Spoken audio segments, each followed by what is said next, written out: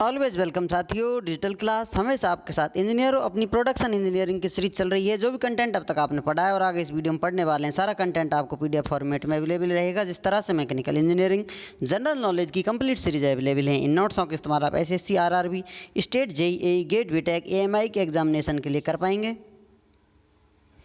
इसलिए पिछली वीडियो में साथियों हमने जाना था रवीना टंडन के बारे में, टैंडम ड्राइंग के बारे में, और देखा था एक बार में कितना क्रॉस सेक्शन एरिया रिड्यूस किया जा सकता है। तो आपने देख लिया था, फाइनल रिजल्ट 63 मिला था आपको रिजल्ट। लेकिन इस सीमा को हम टच नहीं करेंगे, मर्यादाओं का ख्याल रखेंगे, दूर से ही अपना काम चलाएंगे। तो वो सब जान लिया था। अब जान लेते हैं साथियों कुछ बारीक पॉइंट जो स्पेशल नोट्स आपको ऐड कर दिए गए हैं, लिखे हुए हैं। आप चाहें तो और भी एक्स्ट्रा ऐड कर सकते हैं जो आपको इंपॉर्टेंट लगे। बाकी इतना इनफ होता है आपके लिए, लेकिन आप और डेंस बनाना चाहते हैं तो इनसे रिलेटेड एक दो पॉइंट और भी आप एक्स्ट्रा ऐड कर सकते हैं। Associated forces in metal forming process, जो प्रोसेस है अपने मेटल फॉर्मिंग प्रोसेसेज हैं, उनमें से किस प्रकार के फोर्स कौन सा प्रोसेस से एसोसिएटेड है, रिलेटेड है, जुड़ा हुआ है। वायर ड्राइंग आप करते हैं तो टेंसाइल फोर्स एसोसिएटेड है इससे। आपने देखा होगा स्पेशल डिफॉर्मेशन जोन में अलग अलग फोर्स आपको स्ट्रेस देखने को मिलते हैं, लेकिन वायर ड्राइंग कंप्लीट ओवरऑल बात की जाए तो टेंसाइल फोर्स स्ट्रेस उसमें देखने को मिलता है। तो फोर्स की बात की जा रही है, फोर्स से स्ट्रेस आता है तो यहाँ पर टेंसाइल फोर्स देखने को मिलेगा। एक्सट्रूजन हम करते हैं, दबाते हैं।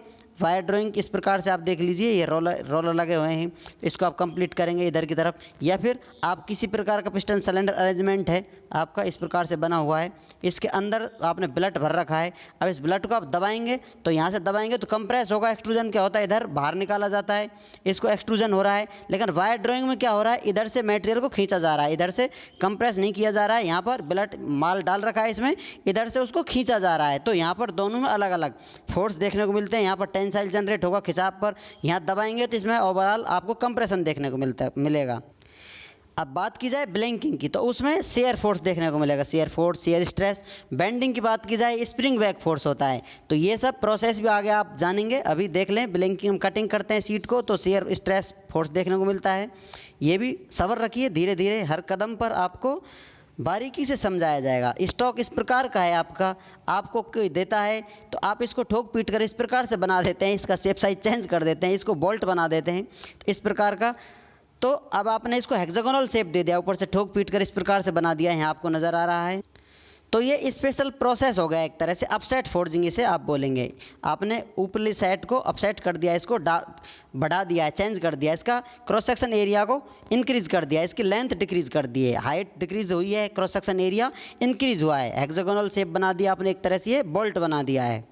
जब इस प्रकार का कुछ रिलेशन आपको देखने को मिले, दबा दिया जाए, बढ़ा दिया जाए क्रॉस सेक्शन एरिया, तो अपसेटिंग कहलाएगी। वो कहीं आपको इस्तेमाल होती मिले, क्वेश्चन पूछा जाए तो आप एक लाइन में आंसर कर पाएंगे। The correct temperature range for the extrusion of aluminium, आप इस प्रकार से और अन्य मेटल की भी लिख सकते हैं। एल्युमिनियम की रेंज है 430 degree centigrade to 480 degree centigrade. ये रेंज आपको अलग अलग बुक में अलग अलग डाटा में अलग अलग मिलती है, क्योंकि लोग कॉपीराइट से शायद डरते हैं। तो यहाँ आप लगभग मान के चल सकते हैं 450। तो इस प्रकार से आपको मिलता जुलता आंसर मैच कराना होता है। बाकी आएगा 500 का आएगा, 800 आ जाएगा, तो आप आंसर आसानी से कर पाएंगे 400 के ओर पास अराउंड जो होगा। एग्जैक्ट डाटा आपको प्रैक्टिकल करेंगे, कहीं जाएंगे फैक्ट्रियों में या किसी कंपनी में, आप कुछ डिज़ाइन कर रहे हैं, प्रोड्यूस कर रहे हैं, चेंज कर रहे हैं, चेकअप कर रहे हैं, रिसर्च कर रहे हैं, तो ये सारा डाटा आपको प्रैक्टिकली मिलेगा डिटेल में, नहीं तो आप खुद प्रूव कर लेंगे। ये सिर्फ समझाने के लिए उद्देश्य से आपको अवेलेबल रहता है। Melting point of aluminium, aluminium का मेल्टिंग पॉइंट कुछ अलग हो सकता है, थोड़ा ज़्यादा हो सकता है, इससे थोड़ा बहुत कम भी हो सकता है। आप इसे रेंज लेकर चलें यहाँ पर, क्योंकि बदलता रहता है, कुछ इम्प्योरिटी होती हैं, चीज़ें बदल जाती हैं। तो यहाँ 622 डिग्री सेंटीग्रेड 50 तक इसे आप ले जाएं तो एल्युमिनियम का मेल्टिंग पॉइंट इतना रहेगा। एल्युमिनियम हॉट एक्सट्रूजन किया जाए तो क्या बनाता है, इससे कर्टेन बनते हैं, कर्टेन रॉड बनती हैं, कर्टेन में रॉड लगती हैं, गियर्स बनाए जाते हैं, अलग अलग चीज़ें बनाई जाती हैं, सभी मटेरियल से बन सकती हैं, लेकिन इनमें से बनाई जाती है। कोल्ड एक्सट्रूजन किया जाए, यदि एल्युमिनियम का कोल्ड एक्सट्रूजन किया जा रहा है, एक तो होता है हॉट एक्सट्रूजन, एक होता है कोल्ड।